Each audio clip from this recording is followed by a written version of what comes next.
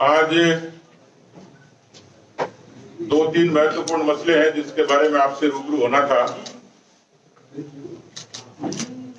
हमारे विचार परिवार संगठन के बहुत ही पुराने, जिन्होंने आपातकाल में संघर्ष किया और राजस्थान की राजनीति में जिनको एक अच्छे पार्लियामेंटेरियन के नाते जाना जाता है, ऐसे हमारे परिवार के सदस्य आदरणीय घनश्याम तिवारी जी, वो आज भारतीय जनता पार्टी में वापसी कर रहे हैं।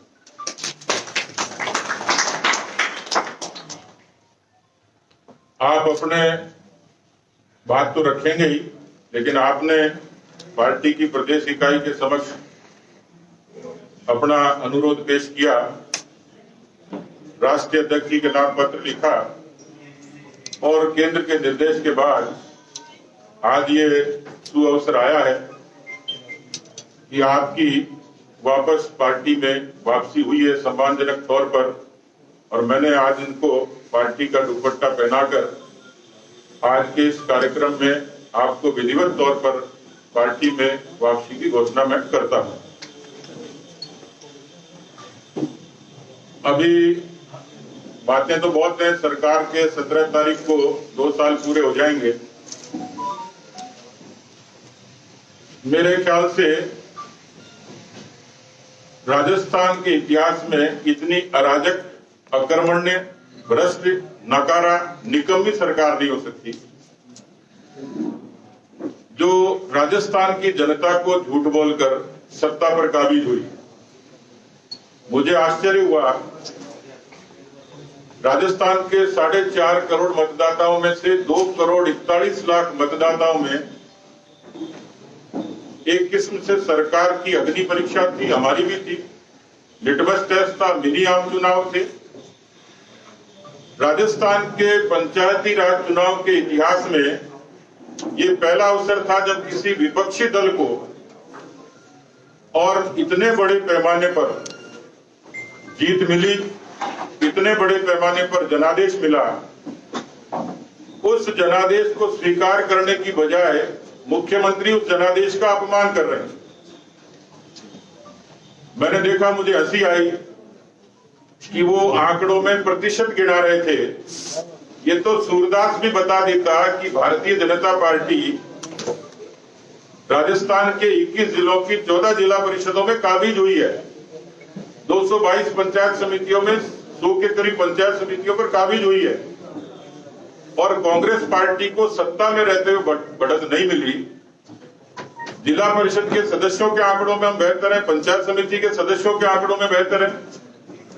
और खास बात यह कि जहां तीनों उपचुनाव होंगे, उन तीनों उपचुनाव के क्षेत्रों में भारतीय जनता पार्टी के प्रधान बने जिला परिषद के सदस्य जीते। अब वो आंकड़ों की बाजीगरी करते थे। आंकड़ों में तो आप भी 0.5% से सत्ता में आए, तो फिर छोड़ दीजिए सत्ता। यदि जनादेश है ही नहीं आपके पास में, यदि आप केवल प्रतिशत के आंकड़ों से हमें बताते हैं, तो मुझे लगता है कि वो कांग्रेस पार्टी के विग्रह से सरकार को, शासन को चलाने की विफलता के कारण, और मुझे लगता है कि उनके नाम से फिल्म बन सकती है कि गहलोत जी तुमसे नहीं हो पाएगा, ये सरकार नहीं चल पाएगी। क्योंकि पार्टी में विग्रह, सरकार में विग्रह आप रोज देखते हो। मैं ये देखता हूं राजनीतिक विश्लेषक के तौर पर कि अशोक गहलोत जी, राहुल गांधी, सोनिया गांधी, प्रियंका गांधी या तो ट्विटर पे पार्टी चलाते हैं या पार्ट टाइम पॉलिटिक्स करते हैं। अभी कई चीजों के जवाब उनके पास नहीं है, लेकिन मुख्य तौर पर इन चुनाव में किसानों ने, नौजवानों ने भरपूर तरीके से पार्टी का समर्थन किया और कांग्रेस पार्टी को नकार दिया। क्योंकि ये किसानों की कर्जा माफी को लेकर सत्ता में आए थे, बेरोजगारों को बेरोजगारी भत्ता रोजगार के नाम पर आए थे। राजस्थान के ऐसे लाखों नौजवान आज भी इंतजार कर रहे हैं कि सरकार कब भर्तियां निकालेगी। 2.5 लाख संविदा कर्मी इंतजार कर रहे हैं कि सरकार ने हमें आश्वासन दिया था, उसका क्या हुआ। किसानों का संपूर्ण कर्जा माफी कांग्रेस पार्टी के अंतर्राष्ट्रीय नेता राहुल गांधी जी ने 10 की गिनती गिनी थी, अभी तक जवाब नहीं है। और हम पर इल्जाम लगाते थे कि भारतीय जनता पार्टी सरकार गिराने की कोशिश कर रही है।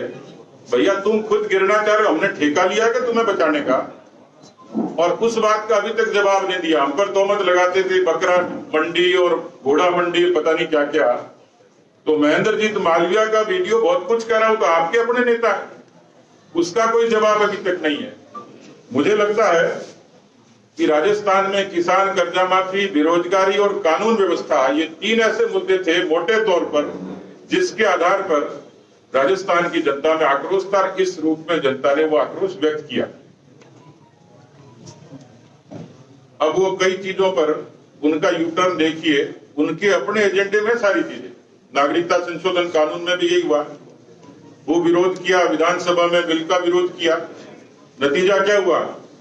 ये उसी नागरिकता संशोधन कानून के कारण जोधपुर में और अजमेर में राजस्थान के उन विस्थापितों को इसी सरकार ने नागरिकता दी है। आज वो कृषि बिलों का विरोध कर रहे हैं केवल सोनिया गांधी को राजी करने के लिए, या उनको जल्दी है कि राजस्थान में तो पार नहीं पड़ेगी, दिल्ली में जाके नेता प्रतिपक्ष बनने की जुगाड़ कर लूं। तो मुझे लगता है कि तीनों कृषि बिल जो है वो किसानों के हक में है, हित में है। सरकार पूरे तरीके से किसानों की बातें सुनने के लिए तैयार सुनी, और अब उन कृषि बिलों के बारे में भारतीय जनता पार्टी पूरे देश में जन जागरण का अभियान चला रही है। पहले भी हमने कृषि चौपालें की है।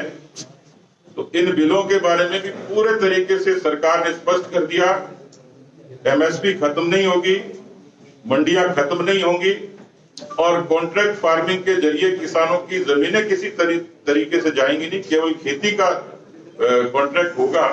ये मोटी मोटी बातें थी जिसकी चर्चा पूरे देश में आज होती है। मुझे लगता है कि इन चुनाव से कांग्रेस पार्टी की जो रही सही कसर थी वो पूरी हो गई। ये आगाज है, अब आप समझते हैं कि अंजाम कैसा होगा। जिस दम्भ और अभिमान के साथ ये 2 साल इन्होंने सत्ता चलाई, और उसका नतीजा पंचायती राज चुनाव में परिसीमन में कितनी गड़बड़ियां करी, किस तरीके से सरकारी मशीनरी का दुरुपयोग किया। इनके बड़े बड़े नेता अपने अपने किलों में आ गए और उसकी खींच मिटाने के लिए जोड़ तोड़ करने की कोशिश की, उसमें भी बहुत सफल नहीं हुए। लक्ष्मणगढ़ में पीसीसी चीफ के वहां बहुमत हमारा था, लेकिन हमारे एक सदस्य को वोटिंग से वंचित किया गया। आधी रात को वोटिंग कराई गई, उनको एडीजे के निर्देश के बाद उस 25वें मेंबर का वोट सील किया गया, और उसके बाद वहां पर लॉटरी निकली। सब जाके मन पड़ के उन्होंने तिगड़म से और जोड़ तोड़ से बनाया। ऐसे बहुत सारे उदाहरण हैं कि जहां पर इस तरीके से सत्ता का, सरकारी मशीनरी का दुरुपयोग किया। मैं ये मानता हूं कि